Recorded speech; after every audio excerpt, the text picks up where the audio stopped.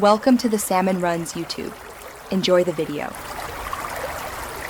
In this video, I will explain how to make beats like Ginseng and Misogi. To capture their unique sound, begin by focusing on creating a melancholic and atmospheric foundation. Think about using warm, slightly detuned synth pads or sampled instruments. Their production often features a slower tempo, typically between 70 and 90 beats per minute, which contributes to the relaxed, introspective vibe.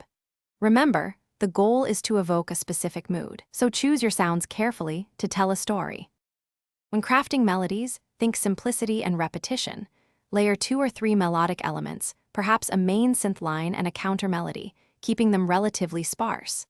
Sampling is crucial. Look for obscure vocal snippets or instrumental loops. Chop these samples into short, rhythmic phrases and pitch them up or down by a few semitones to fit your track.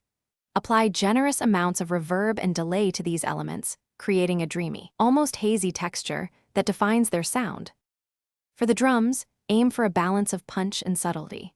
Start with a solid kick drum that has a good low-end presence and a snare that cuts through the mix without being overly aggressive. Their hi-hat patterns are often sparse and slightly off-grid, giving a humanized, laid-back feel. Don't be afraid to layer a few different hi-hat sounds to add texture. Incorporate subtle percussion like shakers or rim shots to fill out the rhythm without making it too busy, keeping the groove understated. The final touches in mixing are essential for achieving that signature atmospheric quality. Apply gentle saturation to your entire beat to add warmth and character, and use subtle compression to glue all the elements together. Generous amounts of reverb and delay are key to creating depth and space, making the sounds feel distant and ethereal. Aim for a mix that isn't overly polished.